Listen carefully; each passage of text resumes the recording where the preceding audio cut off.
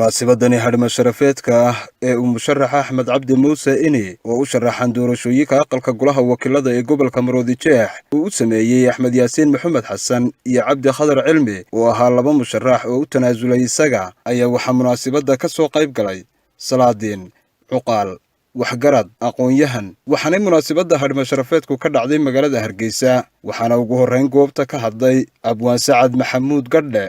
gudoomiyaha golaha dhexe ee xisbiga kulmiye xildhibaan Axmed Jaamac Warfaa badhasaabkii hore ee gobolka Gabiley Maxamed Axmed Abiib Salaadiin Cuqaal iyo weliba aqoon-yahan kuwaasoo dhammaantood u mahadnaqay una duceeyey sida quruxda badan ay ugu tanaasuleen labada musharaxa Axmed Cabdi Muuse Ini ay taariikhdu tahay 27kii bishii labaad ee 2021 oo aan ku sugannahay Hotel Mansoor ee magaalada Hargeysa caasimadda Soomaaliland waxaan uga mahadnaqaynaa ugu horeyn beesha reer dalal ganacsatadeeda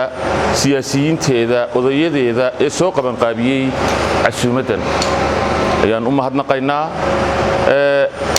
dhammaan marti sharaftan ka soo qayb gashay ee beeshan ka soo jeedana madax iyo mijo waxaan leenahay waad ku mahadsantihiin si gaara waxaan halkan ugu mahadnaqaynaa xildhibaanada beesha oo midna kii imika yahay midna kii berri noqonayo midna kii saha dambe noqonayo marka waxaan u mahadnaqaynaa xildhibaanka imika maanta kursiga ku fadhiya ahna xildhibaanka beeshu ay isku raacday Axmed Cabdi Muuse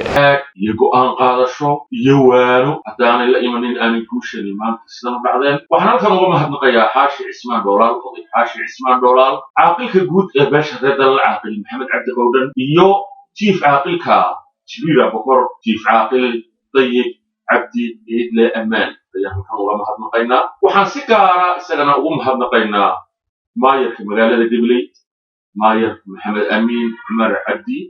oo isaguna qaalin muuqata ku lahaa isku soo dhaweynta iyo isku tanaasulka murashaxiinta beesha reer dalal xildhibaanadii iyaguna tanaasulay ee xaqiijiyay guusha xildhibaankan beeshooda ka soo jeeda labada xildhibaan oo kala ah Axmed Yaasiin Maxamed Xasan iyo Cabdi Khadar Cilmi Cabdilaahi oo isaguna da'diina eeriyanaysay labadoodaba si gaar ah ugu mahadnaqaynaa waxaan leeyahay Axmed Inina xilka loo igmaday ee reerku isku raacay haddana uu hayo Ilaahay ha ku asturo labada inana sharafta leh aqoon-yahanada gartayna maanta tulkood midoobaan oo sharafta cisiga ee shanay maanta waliba noqdaan iftiin maanta ka dhex taagan Soomaaliland iyagana waxaan leenahay sharaf iyo karaamo iyo milgo noloshooda iyo aakhirada Allah siiyo asku daro inagana waxaan ugu dardaarayaa inaynu u ducayno oo inuu ducayno ifsan iyo aakhirada ugu ducayno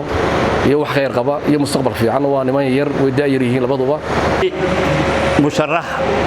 ee u tanaasulay musharax Axmed Cabdi Muuse horta aad iyo aad baan idinka mahad celinayaa talabaad reer dalal mid baan oranayaa labada inay tanaasulay mid baan oranayaa musharaxana mid baan oranayaa reer dalal mid baan oranayaayo marka la yiraahdo reer dalal laba arrimood baa la xasuustaa tayo iyo tiro ayaa la xasuustaa marka la yiraahdo reer dalal waxaad maanta ku darsateen umaamadii leedku xaman jiray oo ah muwaafaqada aad maanta leedihiin ay isku raacdeen inaad hal xildhibaan oo kaliyaata aad sharaxdaan maanta taasina waxa weeyaan waa guulidii soo hoyatay inamada tanaasulay kii hore iyo kii dambe mid baan oranayaa adeer ma xumidin nacasiina ma tihidin fariidaad tihid gobonimo samayseen maanta reer dalal hadduu Axmed baan isku raacnay waa odaydii ka weyno adeerkiina Soomaad garan marka haddaad u tanaasulsheen dee waxay meedan qaldamayna gobonimo samayseen waana leedin mahad celinayaa reerkuna waa idin og yahay waxa weeyaan reerkuna hadii allaba ku rooyahay dee baritool ka maalinba waa dhaabadii taala oo walaaladayda tanaasulay ee u tanaasulay walaalkood horta adduunyadaaba tartana waxaan isla ayidsanahay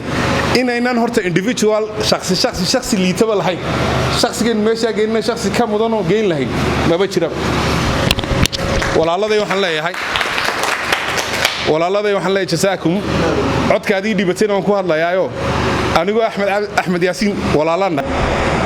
waxaan ka marqaatay Axmed Cabdiinu nin wanaagsan yahay waa ka muwaafaqadaas ay isugu timi magaciisa reedal markaa waxaan leeyahay halkaas oo kala si dhawaataan weeyaane hanka siyaasadeed ee reer ahaan iyo qoys ahaan iyo maqaamka aynu ku leenahay dalkan halkaa laga sii wado oo midnimada lagu sii wado tabaraar waxba lagu gaari maayo sagorad inamadiina waan u ducaynayaa sidii loogu duceeyay inuu bani aadamku tartamo hal tartamo laakiin tawfiiq baa lagu tartamaa tawfiiqdayna ilaahay uu nasiiyay inamadeenuna Cabdi Khadar iyo Axmed Yaasiin waxa weeyaan maanta way guuleysteen tolkoodna wuu guuleystay alxamdulilaahi rabbil caalamiin damayti waxa isaguna goobta ka hadlay musharax Axmed Cabdi Muuse Ini oo u taagan doorashooyinka aqalka golaha wakiilada kaasoo u mahad celiyay murashaxiinta u tanaasushay iyo waliba martida ka soo qayb gashay casuumadda uu fidiyay murashaxiinta isaga u tanaasulay ilaahay baa mahad leh marka uu horeysay isugu keenay caafimaad qab iyo nabad qab iyo is-ogolaasho isugu keenay waxa mahad labadan siinayaa walaaladii tanaasulay Axmed Yaasiin iyo Cabdi Khadar oo aan leeyahay waad mahadsantiin Allah idin duuleeyay kana ayaan leeyahay waxa inta ay raaca waxa weeye waa la dardaarankii Maxamuud waan qaatay dardaaranadii kale odayadu ay keeneen waan qaatay tirada in la soo baxno ayaan dadka kula xisaabtami doonaa marka qorsheyn la sameeyo adduunka meel walba dadka tiradooda la eegaa dan waxa lagu beys gareeyaa waxa ay cunayaan waxa ay gashanayaan waxa biyaha cabayaan waxa soo dhan baa lagu beys gareeyaa marka bal maanta aan ogaano waxa aynu intaynu taagannahay